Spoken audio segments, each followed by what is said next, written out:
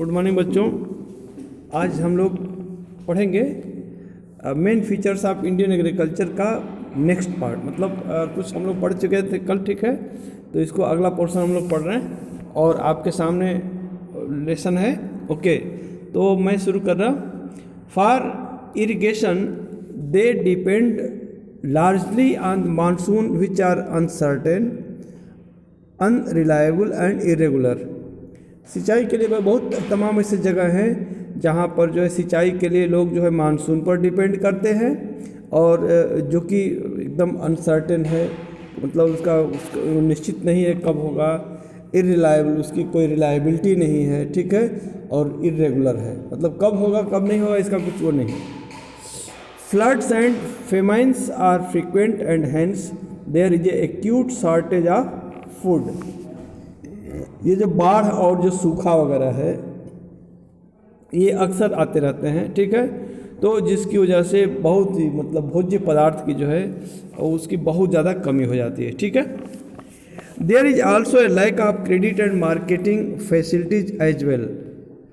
देखिए ऐसे इलाकों में या मतलब आप ये कह सकते हैं कि मार्केटिंग की व्यवस्था की सुविधा भी नहीं है ठीक से, और क्रेडिट वगैरह की भी व्यवस्था नहीं है कि जो है उनको पैसे मिल सके, ठीक है। Farmer sell their produce in the nearby market, ठीक है, तो जो किसान होते हैं वो पास के नज़दीक के मतलब बाज़ारों में अपने सामान को बेचते हैं। As they do not have the storage facility they have to sell their produce even when the market is not favourable to them. यानी कि उनके पास चूँकि जो है स्टोरेज की समस्या रहती है, नहीं रख पाते हैं, तो किसी भी औने पौने दाम पे ही उनको बेचना पड़ता है। मतलब मार्केट यदि फेवर न कर रहा, मतलब उनके लायक न हो, तब भी उन्हें वो सामान बेचना ही पड़ता है। In recent years agricultural development has taken place in India. कुछ विकास हुआ है, माने कृषि में भारतवर्ष में काफ़ी विकास हुआ है। After independence it became India's first priority under the 5 year plan. स्वतंत्रता मैंने जब भारत स्वतंत्र हुआ इसके बाद जो है इंडिया की सबसे पहली प्रॉपर्टी जो है अंडर द 5 ईयर प्लान जो है उसकी जो सबसे पहले प्रायोरिटी जो थी वो जो है उसमें ये 5 ईयर प्लान था, ठीक है, पंचवर्षीय योजना। तो farmers were introduced to high yielding varieties of seeds. किसानों seeds, fertilisers, pesticides, insecticide and simple machines. तो उसमें मैंने फर्स्ट जो 5 ईयर प्लान था उसी में जो है किसानों को उत्तम उच्च यील्डिंग मतलब अच्छे बीज जो है और जो है फर्टिलाइजर्स, पेस्टिसाइड्स, कीटनाशक दवाइयाँ वगैरह, ठीक है, और तमाम और छोटी मतलब कुछ सिंपल मशीनें इनको प्रोवाइड कराई गई, ठीक है। The government started the intensive agriculture development programme IADP in 1961। इन्होंने गवर्नमेंट ने जो है IADP 1961 में शुरू किया और and it paved the way for the adoption of green revolution in India. तो इससे जो है मतलब ग्रीन रिवॉल्यूशन कह लीजिए, मतलब हरित क्रांति इसको बोलते हैं, इसमें काफ़ी मदद मिली, इससे काफ़ी बढ़ावा मिला, मैंने कृषि के लिए था, खेती के लिए था, ठीक है। The introduction of green revolution has contributed to increase in the production of food grains.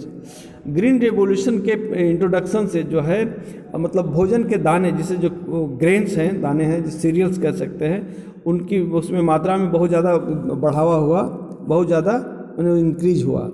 The production of food grains in 1967 to 68 was 25% higher than that of 1967। उन्हें 1966-67 की अपेक्षा 67-68 में 25% जो है फूड ग्रेन्स की जो है वो पैदावार बढ़ गई, ठीक है।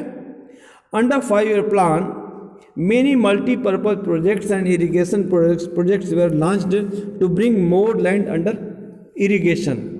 मतलब सिंचाई की तमाम सुविधाएं बढ़ाई गई, ठीक है, जिससे कि बहुत ढेर सारा मतलब वो सिंचित क्षेत्र बढ़ गया। This help to increase the productivity, इससे जो है प्रोडक्टिविटी पैदावार बढ़ गई। Various agricultural universities had also been set up cross the country. पूरे देश में जो है कई जो है कृषि की एग्रीकल्चरल जो यूनिवर्सिटीज़ खोली गई। The effect of scientific environment is clearly visible in the field of northern India specially in Punjab and Haryana. जो साइंटिफिक डेवलपमेंट था, एडवांसमेंट था, जो साइंटिफिक जो रिसर्चेज हुए, उसका लाभ जो है नॉर्दर्न भारत में देखने को मिलता है और ख़ास तौर पर पंजाब और हरियाणा में मिलता है। ठीक है। The green revolution followed by the white revolution has resulted in increase production of milk. दूध के उत्पादन में जो है हमने ग्रीन रिवॉल्यूशन के बाद एक वाइट रिवॉल्यूशन भी आया, जिससे कि दूध के उत्पादन में बहुत वृद्धि हुई। Now India is one of the leading producers of milk in the world. पूरे भारतवर्ष में जो है इंडिया का स्थान है दूध पैदा करने में। ठीक है। Government has also taken many steps to develop storage facility. Government ने बहुत ज़्यादा मतलब ये सब इसके लिए भी इन्होंने स्टोरेज फैसिलिटीज़ को बढ़ाने के लिए भी इन्होंने काफ़ी प्रयास किए हैं गवर्नमेंट ने। Loans are made available to farmers through banks and cooperative societies on easy terms of to invest in agriculture.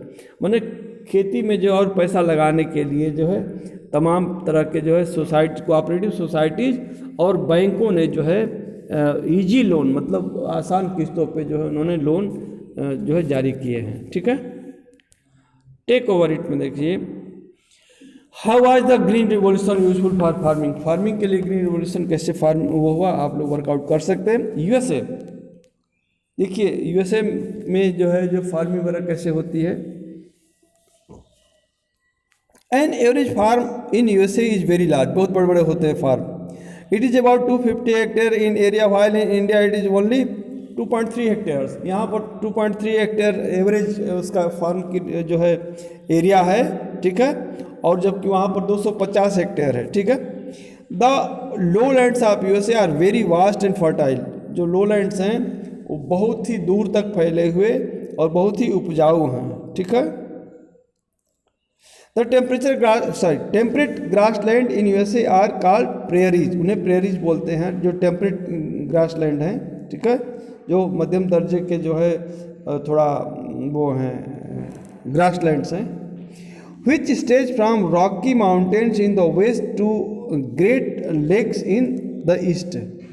मतलब वो जो रॉकी माउंटेन से जो चट्टाने वाले पहाड़ हैं वहाँ से लेकर के और जो ग्रेट लेक्स हैं, बड़ी बड़ी झीलें हैं, यहाँ तक जो फैले हुए स्ट्रेचिंग है उनकी उन प्रेयरीज की। ठीक है। टेम्परेट ग्रासलैंड की। The natural environment in the prairies favours the cultivation of variety of crops such as wheat, corn, barley, rye, oats and oil seeds. इन सब तमाम चीज़ों के पैदावार में ये जो एनवायरनमेंट है, जो प्राकृतिक जो है वातावरण है, वो बहुत ही ज़्यादा मदद देता है।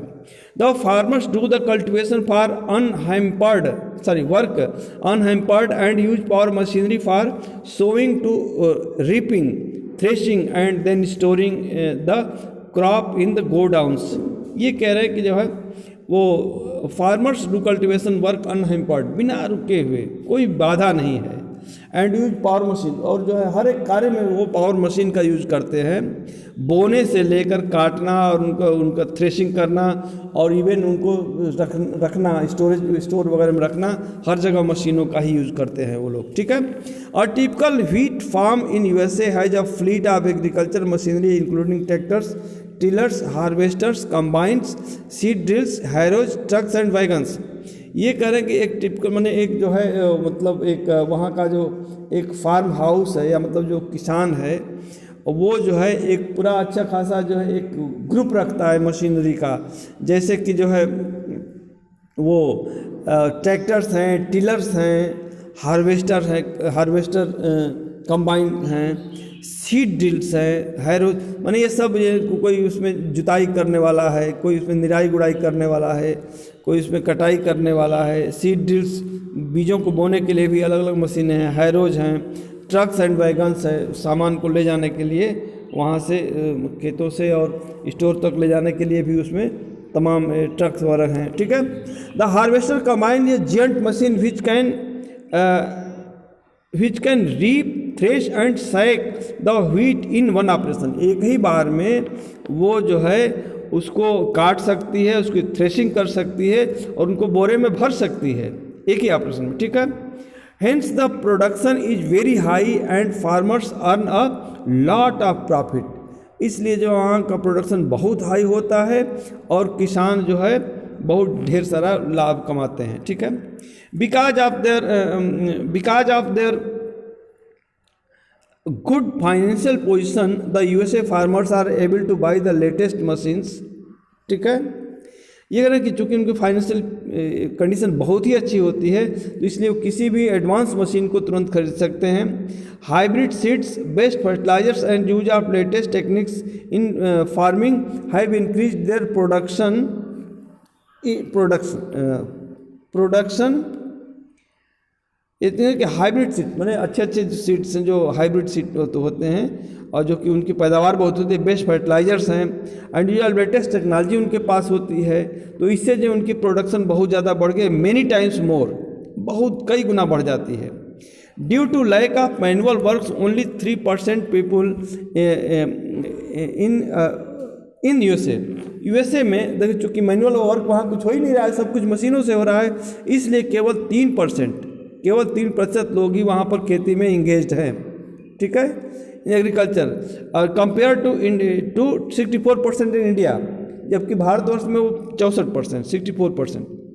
The rotation of crop is also widely practice to retain the fertility of the soil मतलब मिट्टी की उत्पादकता को बनाए रखने के लिए वहाँ पर रोटेशन ऑफ क्रॉप रोटेशन भी होता है। Of the soil, contour ploughing and strip cropping are practice to reduce the soil erosion. Yes, मतलब ये क्रॉप रोटेशन होता है, कंटोर प्लाविंग होती है और स्ट्रिप क्रॉपिंग भी होती है, जिससे कि जो है वो सॉइल का इरोजन, मिट्टी का कटाव रोका जा सकता है। Chemicals for weed control are used for a number of crops such as corn and cotton. मैंने कॉर्न और कॉटन टाइप के जो उसके लिए जो है उसमें वीड्स के कंट्रोल के लिए जो तमाम दवाइयाँ वगैरह यूज की जाती हैं, छिड़की जाती हैं। Steps taken by USA government, the government also helps in providing improve facilities for storage, processing and transportation of farm products. इनके लिए गवर्नमेंट बहुत मदद करती है, चाहे वो स्टोर करना हो या प्रोसेस करना हो या जो है ट्रांसपोर्टेशन उसको कहीं पहुंचवाना हो, इसमें गवर्नमेंट मदद करती है।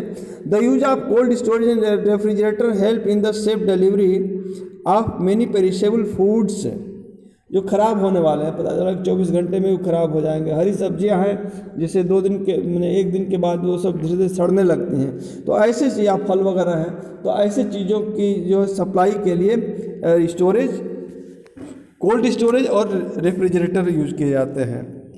As a result of the above measures, the USA farmers produce so much surplus food that the government is trying to limit the production of some crops and making efforts to expand the export markets। ये कह रहा कि इसलिए जो है वो मैंने इन मापदंडों को देखते हुए जो है वहाँ के किसान बहुत ढेर सारा सरप्लस पैदा कर देते हैं, ठीक है, और जिसके लिए कि गवर्नमेंट उनको लिमिट करने की कोशिश करती है और या उसको जो है फॉरेन भेजने के लिए, एक्सपोर्ट करने के लिए जो है वो गवर्नमेंट प्रयास करती है। The state government are also offering loans and subsidies to the farmers to control the production of some crops such as wheat, cotton, rice, tobacco, corn and dairy products. एक द स्टेट गवर्नमेंट लोन्स और subsidies तमाम देती है, ठीक है, loans वगैरह भी, subsidies वगैरह भी गवर्नमेंट देती है to control the production, production को कंट्रोल करने के लिए कुछ क्रॉप्स जैसे व्हीट है, कॉटन है, राइस है, टोबैको है, कॉर्न और डेयरी प्रोडक्ट, ठीक है। The government also forces to loan money to farmers to enable them to withhold crops from the market when the prices are constantly falling। ये कह रहे हैं कि जो है गवर्नमेंट जो है उनको also forces to loan money, मैंने जो रुपए देने के लिए, क्या सर, ठीक है, loan money to farmers to enable them to withhold, जब यदि बाय द वे वो उसका रेट बहुत ही वैल्यू सामानों का रेट बहुत गिर रहा हो तो उस समय जो है अपने सामानों को ये रोक सकें, न बेचें, इसके लिए गवर्नमेंट जो उनको लोन मुहैया कराती है। ठीक है। The farmers in the USA work like businessman who are expert in farming. जो किसान बहुत ही एक्सपर्ट हैं उनको जो है farmers in the USA work like, वो बिजनेसमैन की तरह काम करते हैं। They maintain proper accounts of expenditure and income and make efforts to explore new markets for their produce. ये कह रहे हैं कि वो उसका प्राप्त मतलब उचित जो है उसका हिसाब किताब रखते हैं, कितना खर्च हुआ, कितना इनकम हुआ, और ये फिर वो नए नए जो है वो बाज़ार तलाशते रहते हैं। ठीक है। तो इट इज़ ओवर। एंड देखिए ये आप लोग ये जो गेट द वर्ड्स रिफ्रेजेज वगैरह ढंग से पढ़ लीजिएगा। एक्सेस योर सेल्फ में एक बस वो है टिक द करेक्ट है कि temperature and rainfall are directly influence the cultivation of crops. Okay, तो चलिए इट इज़ ओवर। और फिर कल जो है इसके अगला एक्सरसाइज मैंने इसके एक्सरसाइज कराएंगे। Okay then.